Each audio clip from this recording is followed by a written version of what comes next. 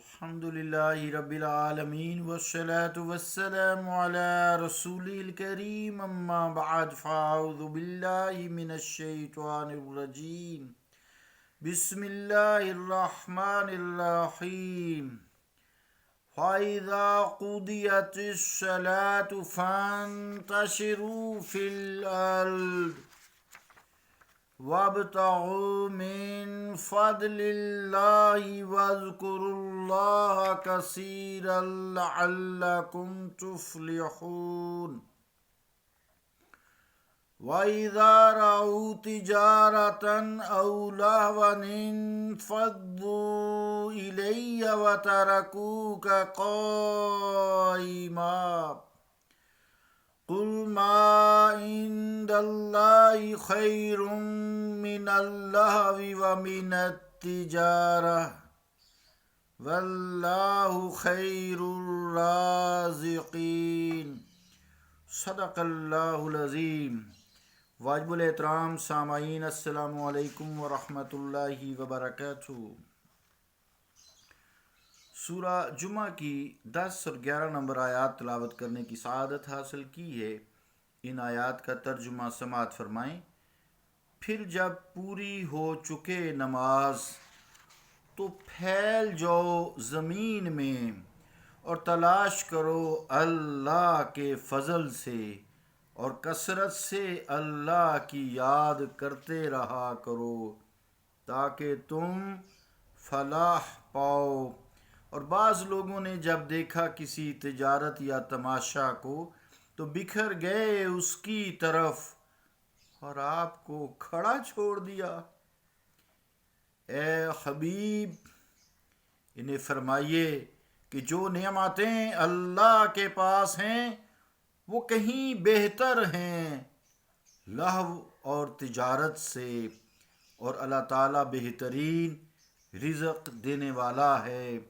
اللہ کا قول سچا ہے جو بڑی ہی عظمت والا ہے۔ عزیزان گرامی قدر، السلام علیکم ورحمۃ اللہ وبرکاتہ۔ آیت نمبر 10 میں ارشاد ربانی ہوتا ہے کہ اس سے پہلے کل 6 کلپس میں نے جمعہ کے متعلق گفتگو کی تھی، کوشش کی تھی کافی تفصیل سے مسائل بھی سمجھا دوں۔ اب آگے حکم ہو رہا ہے کہ جب تم جمعہ کی نماز ختم کرو، جمعہ کی نماز سے سکون کے ساتھ فارغ ہو جاؤ تو زمین میں پھیل جاؤ اور اللہ تعالیٰ کا فضل یعنی رزق تلاش کرو۔ یہ جو حکم ہے یہ وجوب کے لیے نہیں بلکہ اباحت کے لیے ہے، یعنی واجب نہیں ہے، کوئی سختی نہیں ہے، کیونکہ جمعہ کے اذان جو تھی اس کے بعد کاروبار سے منع کر دیا گیا تھا۔ اب اس کی مقصد اجازت دینا ہے، تو اجازت دی گئی کہ اب تم جمعے کی نماز کے بعد کاروبار زندگی کر سکتے ہو۔ اور کئی سلف صالحین کا یہ معمول رہا ہے کہ وہ نماز جمعہ سے فارغ ہونے کے بعد اس حکم کی تعمیل میں بس ویسے ہی بازار کا چکر لگا لیا کرتے تھے تاکہ اس آیت کے نور سے اللہ رب العالمین انہیں نور عطا فرمائے۔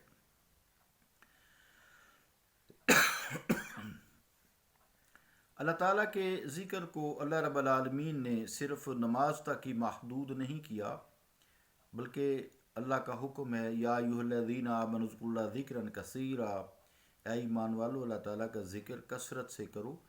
تو جب بھی انسان کو موقع ملے اس کی زبان اس کے ذکر سے تر رہے اور دل کی دھڑکنوں میں اس کا ذکر رہے۔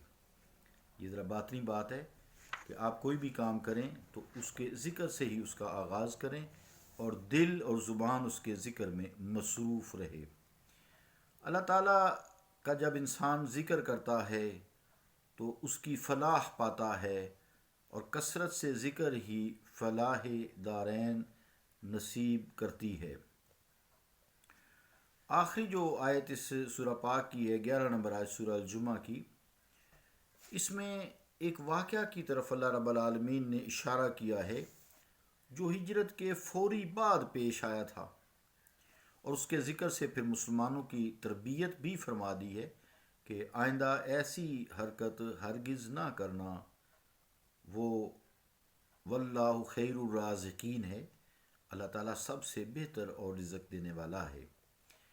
تو ہوا یوں کہ مدینہ شریف میں شدید قحط پڑ گیا، کھانے پینے کی چیزوں کی انتہائی کمی ہو گئی، اشیائی خوردنی نایاب ہو گئیں اور بہت مہنگی ہو گئیں. لوگ اس سلسلے میں بہت پریشان ہو گئے.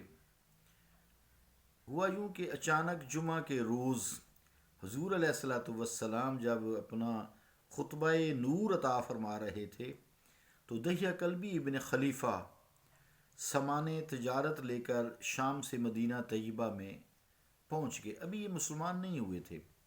پھر انہوں نے اپنی آمد کی اطلاع کے لیے ڈھول بجانا شروع کر دیے. جب حاضرین مسجد نے ڈھولوں کی آواز سنی اور دحیہ کی واپسی کا انہیں علم ہو گیا تو اس خطرہ سے، اس اندیشہ سے انہوں نے حضور کریم صلی اللہ تعالیٰ علیہ وآلہ وسلم کو اکیلا کھڑے چھوڑ دیا خطبہ دیتے ہوئے، اور خود جو ہے باہر آ گئے اور خور و نوش کی چیزیں خریدنے لگے ایک دوسرے سے. اس لیے وہاں فوراً پہنچ گئے کہ ایسا نہ ہو کہ چیزیں ختم ہو جائیں تو پھر وہ تنگی میں رہ جائیں گے، انہیں تنگی ہوگی، پھر کیا کریں گے. اس اندیشہ سے وہ جو ہے باہر نکل آئے کہ اگر وہ نماز میں مصروف ہو گئے تو دوسرے لوگ لے جائیں گے مدینہ طیبہ کے نا. تو خیر صرف 12 آدمی رہ گئے حضور کریم صلی اللہ تعالیٰ علیہ وآلہ وسلم کے پاس، جن میں حضرت ابو بکر صدیق رضی اللہ تعالیٰ عنہ، حضرت عمر فاروق رضی اللہ تعالیٰ عنہ، حضرت عثمان غنی رضی اللہ تعالیٰ عنہ، اور شیر خدا حضرت علی کرم اللہ وجہہ، یہ سارے شامل تھے ان میں. تو اللہ تعالیٰ کو مسلمانوں کی یہ بات پسند نہ آئی اور یہ آیت کریمہ آپ صلی اللہ علیہ وآلہ وسلم کے قلب اطہر پر نازل ہوئی کہ اس جو حرکت ہے اس کی طرف متوجہ کیا اور آئندہ اس سے باز آنے کی تاکیدی حکم بھی جاری کر دیا. انہیں یہ بتایا کہ اللہ تبارک و تعالیٰ کے پاس نعمتوں کے جو خزانے ہیں وہ اس لہو و لب اور اس تجارت سے افضل اور اعلیٰ ہیں. رزق کے خزانے اس کے دستے قدرت میں ہیں، تمہیں اپنا رزق اس سے طلب کرنا چاہیے.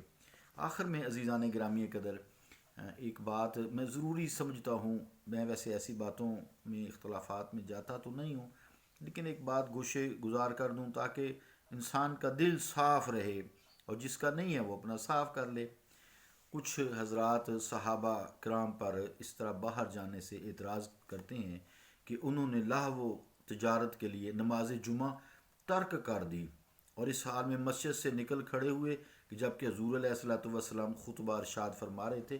اس سے صاف پتہ چلتا ہے کہ ان کے دل میں دنیا اور آخرت میں سے جو دنیا ہے وہ زیادہ کوٹ کوٹ کر بڑھی ہوئی تھی اور سامان رزق کی قدر و منزلت بہت زیادہ تھی. نبی صلی اللہ علیہ وآلہ وسلم کا عزت و احترام نہیں تھا. اس طرح حضور صلی اللہ علیہ وسلم کو مسجد میں کھڑے چھوڑ گئے. عزیزان گرامی قدر ایسی بات نہیں ہے، اس کو سمجھنے کی کوشش کریں. سمجھنے کی بات یہ ہے کہ گزارش ہے کہ اکابر صحابہ جن میں خلفۂ راشدین ابھی میں نے تذکرہ کی ہے اور عشرہ مبشرہ، یہ سب حاضر رہے. چنانچہ باقی رہنے والوں میں ان کے جو نام ہیں وہ تفصیل سے درج ہیں.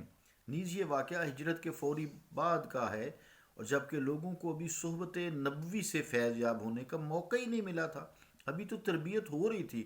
اور یہ تو کمال حضور کریم صلی اللہ تعالیٰ علیہ وآلہ وسلم کی چشم ما زاغ البصر، تو یہ تو اس چشم مصطفیٰ کا کرم ہے کہ ان کے دلوں میں بجز اللہ تعالیٰ کی یاد کے اور کسی قسم کی حسرت ہی باقی نہ رہی جب تربیت ہو چکی تھی.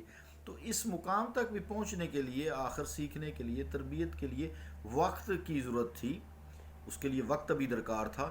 اس اثناء میں ان سے جو ہے لغزش ہو گئی، تھوڑی سی یہ کوتاہی ہو گئی، تو وہ ابھی نئے تھے. اب ہجرت سے فوری بعد کا یہ واقعہ ہے.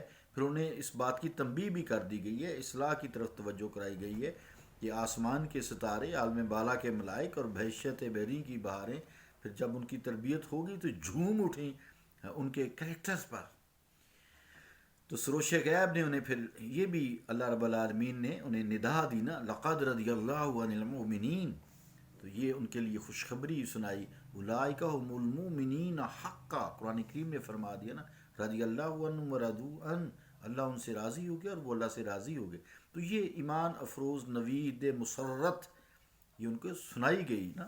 اس سے بڑھ کر عزیزان گرامی قدر کیا بے انصافی ہو سکتی ہے ایک مسلمان کے لیے، کلمہ گو کے لیے، کہ ایک شخص کے طالب علمی کے زمانہ کی کوتاہیاں تو یاد رکھے، لیکن جب وہ پڑھ چکے، ڈگری حاصل کر چکے، اور ڈگری بھی کہاں سے حاصل کرے؟ مصطفیٰ کریم صلی اللہ تعالیٰ علیہ وآلہ وسلم کی بارگاہ سے.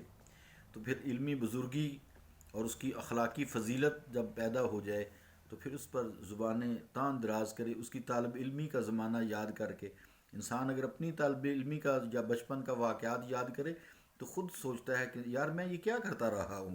تو انسان اپنے گریبان میں جھانکے نا تو بہت سارے سوالوں کا جواب مل جاتا ہے.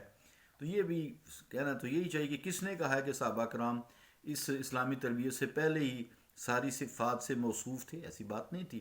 یہ تو کس نے دعویٰ نہیں کیا کہ آغوش رسالت کی برکتوں کے بغیر ہی ان میں للہیت، اثار و خلوص اور تقویٰ کے آثار نمودار ہوئے تھے. یہ سب کمالات قرآن کریم اور حامل قرآن کریم مصطفیٰ کریم صلی اللہ تعالیٰ علیہ وآلہ وسلم کی نگاہ کیمیا اثر کا نتیجہ ہے. اللہم لک الحمد و لک الشکر انک حمید مجید. ربی اوزعنی ان اشکر نعمتک التی انعمت علی وعلی والدی وان اعمل صالحا ترضاه واصلح لی شانی واصلح لی فی ذریتی انی تبت الیک وانی من المسلمین. اللہم صلی وسلم وبارک علی سید المرسلین شفیع المذنبین رحمت للعالمین سیدی و مولائی و حبیبی محمد وعلی آلہ واصحابہ ومن تبعہ الی یوم الدین یا الرحم الراحمین.